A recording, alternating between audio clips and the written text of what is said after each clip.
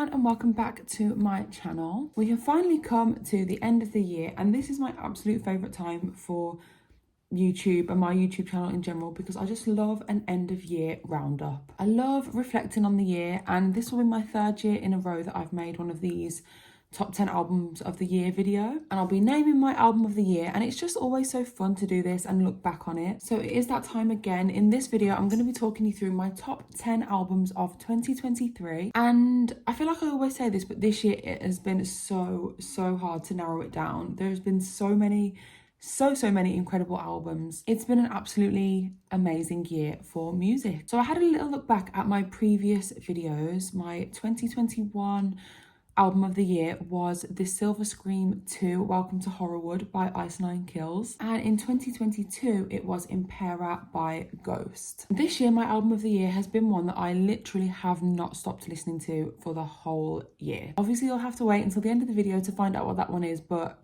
if you've watched any of my previous videos you may know what it might be. I'm really interested to hear your guys' favourite albums of the year and if you think there's any that I should check out. So please leave me a comment and let me know what your album of the year is and of course what you think of my list, and I'll be sure to check out any of your recommendations.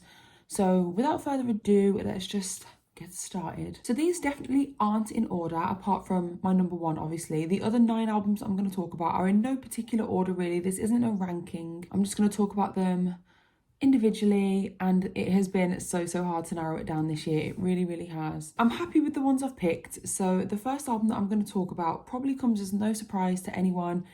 It's the Harmony Codex by Steven Wilson. This album is an absolute masterpiece. I genuinely love it so much. And this year I was lucky enough to be invited down to London to listen to this album in 18.1.12 surround sound. And that was about a month before it was released. And it was honestly one of my absolute highlights of the year. It was the coolest thing I've done this year. And I did make a whole video talking about my experience. So please go and check that out if you haven't already. Hopefully I've pointed the right way there. But listening to the album in that way definitely heightened my love for it, and hearing it a month before it was released and then having to wait a month just really added to the anticipation for me. But ever since it came out I have not stopped listening to this album. I don't think I've gone a day without listening to it. I just love it. I love how different and experimental it is and how it just spans so many different genres, but it weaves them together really nicely and it doesn't sound convoluted or messy. My favourite song on the album is definitely the opening track, Inclination. I'm obsessed with this song, guys. I don't even really know what I love about it so much, but I just think it's so beautiful. And after I heard it that first time in London back in the start of September, I just could not stop thinking about it. It really just made an impact on me. The guitar solo in What Life Brings is another massive highlight for me. I find it very soothing actually. The whole song in general I find really uplifting, but in kind of a sad way, which is more like a classic Steven Wilson way of being uplifting. And my other favourite song is the closing track, Staircase. I think I like it so much because it's very Porcupine Tree-esque. The guitar is absolutely stunning and I just think it's a really nice way to end the album. And there is so much more I could say about this album, but I'm trying to keep this a little bit short and sweet for each one. But yeah, first one, Harmony Codex, Steven Wilson, 10 out of 10 album. And my next choice is going to be An Ever-Changing View by Matthew Halsall. This is literally one of the most beautiful jazz albums I've ever heard in my life. Words can't even describe how calming and ethereally beautiful this album is. I also saw Matthew live back in October for the first time, and it really brought a lot of these songs to life for me. It was just an amazing experience. So although this album is completely instrumental, there's literally no words at all, I found myself really relating to it. And then I read that it was recorded in North Wales and Northumberland, and then I could see why. Wales is one of my absolute favourite places in the whole world. I go on holiday there every year, and Matthew Halsall has long been a user of nature and beautiful landscapes to compose his music, and you can really hear it in this one. It is so relaxing and so beautiful. I started a new job this year and finished university, so it was a bit of a stressful time for me, and I really found that I was using this album to help me get through that and help me just relax and be calm. So I have a special affinity with it in that way. My favourite song is the song Jules, which is probably my favourite song of Matthew Halsall of all time. It's on the more moodier side, but it's definitely one to listen to if you're into kind of spiritual jazz and kind of meditation music, then I would highly recommend this whole album. Next up is Confidence by the Hoosiers, which is an album I've just loved so much this year. A really unexpected one. It is such a ride.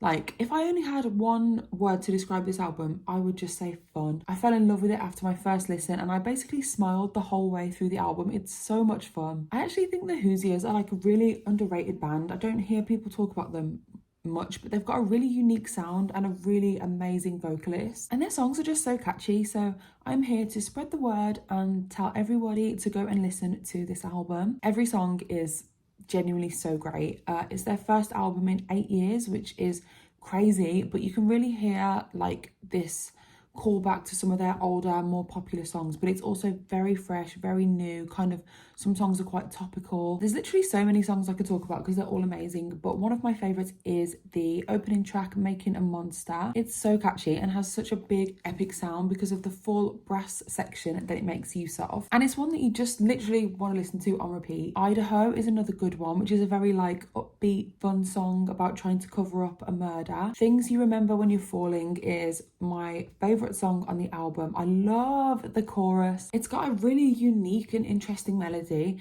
and I just find it really lyrically quite relatable in the way that it's got this kind of bleak and nihilistic outlook on life. The title track, Confidence Is Easy, is really interesting song as well. It's this very sarcastic and ironic song about the illusion of confidence and how sometimes how we feel on the inside isn't how we present ourselves on the outside. It's a fantastic song. I mean, the whole album, honestly guys, it's so well produced, it's so great, it's so fun.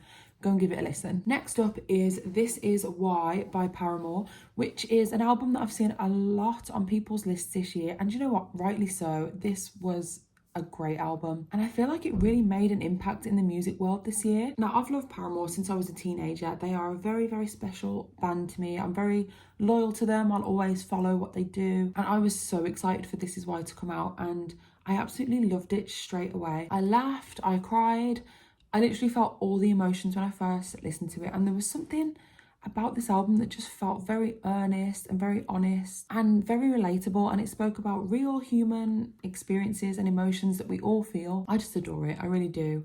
On my first listen, Running Out of Time was my favourite song. It really captured me, I don't know why. I just love Hayley's little screams and the vocal delivery, and then obviously the melody in the chorus is just like so infectious. But now we've had the album for like 10 months or so, I would probably say that my favourite song is Crave. It genuinely makes me cry every single time I listen to it. I don't know why, I just relate to it so much. I think it's really, really beautiful and really well written, and I'm a big fan of the intimate production as well. It feels like all the band members are very much complementing each other. Zach's drumming is a massive highlight for me, especially on the latter half of the song Thick Skull, and of course Taylor York is amazing and really, really underrated. And do you know what? Don't even get me started on Hayley. She is truly one in a million. You know, some people were literally just born to be a performer. Like, she is just one of them. I saw Paramore live back in April, and I saw them perform all of these new songs, and it was just unbelievable. Like, you literally cannot take your eyes off Hayley. She's like an angel floating through the sky. Like, she just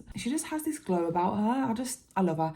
But yeah, seeing a lot of these songs live really did help solidify my love for this amazing album. So moving on, another one of my favourite albums this year is The Surface by Beartooth. There aren't like a great deal of metal albums in this top 10. There's this one and then another one I'll talk about a little bit later on. There hasn't really been too many metal albums that have been deserving of it in my opinion, but this is one that I really have been loving. I knew I was going to enjoy the album because all of the singles that were released in the lead up to the album I was a massive fan of, and then the album came and it just brought everything together so nicely. And the main thing I really love about this album is just how completely different it is to anything they've done before. Beartooth are a pretty dark band.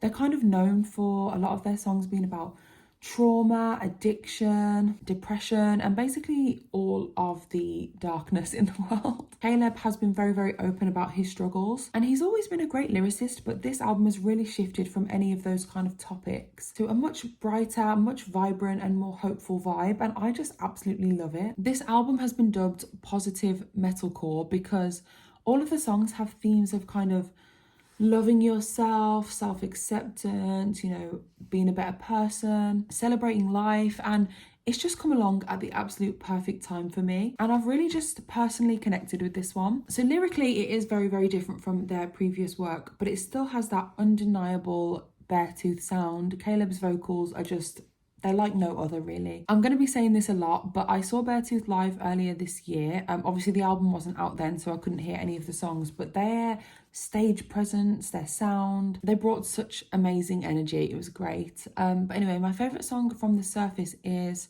probably Might Love Myself. I love it because I think it's just something we can all relate to, trying to accept ourselves for who we are. It's not easy, but I'm just a real fan of the uplifting message. Also, the drumming is absolutely fantastic. Connor Dennis is a really great drummer, and he really does shine on this song. And I just can't get enough of that breakdown call out where Caleb shouts, "I'm exactly who I want to be." Like, just iconic. Next up is an album that was very nearly my album of the year, but obviously it hasn't been, but it's definitely the album I was most excited to listen to this year. If you know my music taste at all, then you'll be expecting this. It's Coco Moon by Owl City. As I've spoken about many times on this channel, Owl City is one of my all-time favourite artists. It was my first ever favourite artist, first concert, all that kind of stuff. I will always follow and support everything he does. Owl City means a lot to me personally, and this was the first album we've had in 5 years, so it's safe to say I was excited. And I really wasn't disappointed. I absolutely love this album. It's so magical, it's so beautiful, and what I really love about Owl City is how just unique their sound is. Like, you literally cannot find a single other artist that sounds like them, and Adam's music really just scratches this itch in my brain and just fills this void for me that no other artist can. But anyway, what really stands out for me about this album is the production. I've always said Adam Young is one of the most underrated producers literally ever. He's so talented, and Coco Moon definitely shows that. It's a really nice listening experience. It sounds beautiful. There's all these little subtleties. There's so many things going on at once, but nothing is ever lost in the production. Like, it's all very, very crystal clear. Now look, this album it's quirky, it's a bit odd, and it's definitely not going to be to everyone's taste, but it is extremely authentic, and it's clearly exactly what Adam wanted to do. It's a very autobiographical album. Most of the songs are about his personal life. Probably my favourite song from the album is The Tornado, which is a song about, you guessed it, a tornado. But it's such a journey. Musically, it's so captivating. Vocally, Adam's pushing himself to heights he's never done before. Another one of my favourites is the song Dinosaur Park, which is about a tourist attraction in South Dakota where there's like these dinosaur sculptures. But anyway, this song talks about those sculptures coming alive, and it's just really whimsical. It's kind of weird, but I just love it. Next up is an album that literally couldn't be more opposite to Coco Moon, but this is one that I have been obsessed with, literally obsessed. I cannot stop listening to this album, guys, and it is A Sign of Things to Come by Silosis. I don't really even know how to describe Silosis if you've never heard them before. Wikipedia lists them as thrash metal, prog metal, and melodic death metal, which kind of makes sense. I mean, it doesn't even really matter. Whatever they are, whatever genre, they are an incredible band. I feel like Silosis are kind of known for their technical guitar riffs, and there is a hell of a lot of those on this album. The opening track, Deadwood, really sets the tone for the album and lets you know what you can expect. It's a perfect opener, actually. The title track is one of my favourites too. I can't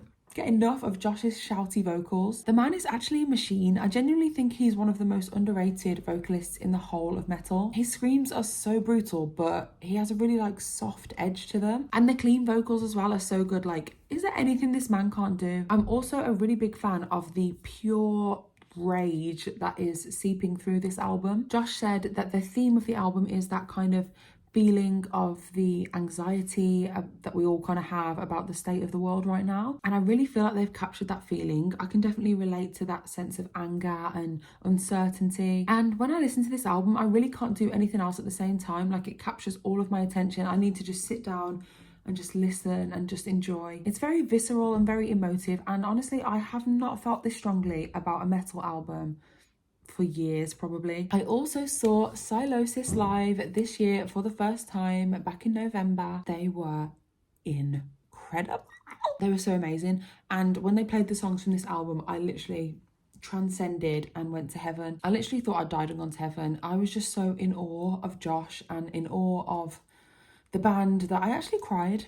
I actually cried. So we're almost at the end now. Thank you so much for sticking with me. And the next album I'm going to talk about is Unending Ascending by Gong, which is the only real proggy album on this list, I suppose, apart from the Harmony Codex. I'm a huge Gong fan. I think they're so much fun, and they basically encapsulate everything I personally love about progressive rock. They're quirky, they're strange, they don't take themselves too seriously. Their live shows are always really, really fun too.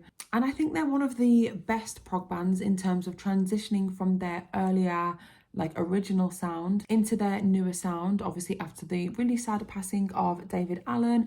And I just think they've still got so much authenticity and so much timelessness. And this album is another journey. They really show the broad range of their capabilities. There's more like upbeat, funky songs, like my personal favourite, which is My Guitar is a Spaceship. And then there's more kind of Zen, yoga-like songs like Ship of Ishtar, I think that's how you say it. But a very, very psychedelic theme remains throughout the whole album. There are some moments that remind me quite a lot of Ozric Tentacles, which makes sense because Ozric Tentacles and Gong went on tour earlier this year. I obviously was there and it was incredible. And of course, early Pink Floyd is always present within Gong, but it is still very much Gong, and it feels kind of like a continuation of their 2019 album, which was called The Universe Also Collapses. My favourite songs from this album are definitely the kind of more like heavier, upbeat songs, because that is something I think Gong do really, really well. I've already mentioned my favourite song, which is My Guitar is a Spaceship, but I also absolutely can't get enough of the song All Clocks Reset. And Choose Your Goddess is another great one. I love the guitar drivenness of these songs and the funky time signatures, of course. Now, I've only got 2 more albums to talk about, and the next one I wasn't going to include. Actually, this is kind of a late addition, and the album I'm talking about is Starcatcher by Greta Van Fleet. As I said, it took me a little bit of time to warm up to this one. I really loved all the singles that were released in the lead up to the album, but when the actual album was released, I just wasn't connecting with it, which is kind of crazy because now I listen to it and I'm like, wow, it's just really clicked for me. It's a very ambitious album. It's very epic. It's kind of proggy at points as well. I do feel like it's a step up from their previous album, The Battle at Garden's Gate, because they're experimenting a lot more and not every song fits a theme. Songs like The Archer or The Indigo Streak are very, very different from anything they've done before. My favourite song is Sacred the Thread.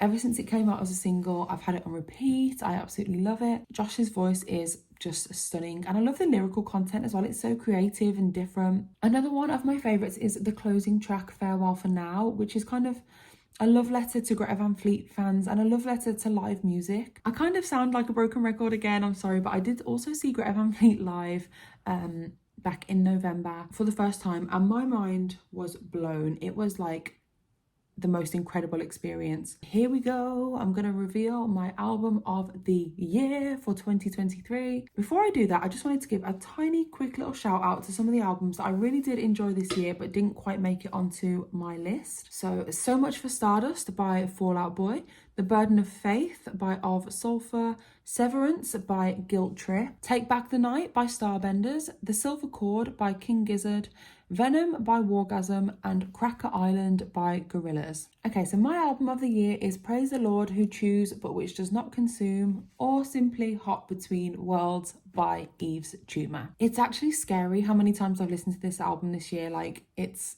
a bit worrying. I could probably recite it word for word. I have been absolutely obsessed. It came out in March and I've listened to it probably every day since then. It's so addictive, and for me it's by far the best Yves Tumor album. Every song is perfection and every song fits so nicely on the album. It's the perfect length, and I think one of the main things that I love about this album is just how different it is. Like, you genuinely can't find other music that sounds like this. It's so unique and it spans across so many different genres, and I also feel like it fits in that category of music that's like too weird to really be like mainstream or played on the radio or whatever, but it's also very kind of accessible and catchy. But if you showed it to somebody that only listens to like music on the radio, they'd probably be like, what the hell is this? The album is super consistent. There's lots of electronic elements that kind of weave their way in, but there's also a lot of guitar driven, more like classic kind of rock songs. My personal favourite on the album is Echolalia.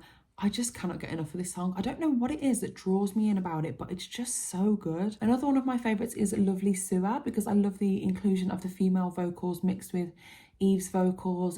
They weave together so nicely. And then another one of my favourites is the closing track, Ebony Eye, which is like this epic closer. It uses loads of string instruments, it really builds and then has this climax, and it's just the perfect way to end the perfect album. So that is it for this video, guys. Thank you so much if you made it this far. I really hope you enjoyed it. Let me know your favourite albums of the year and what you thought of the ones that I picked, and I'll be back very, very soon for another video.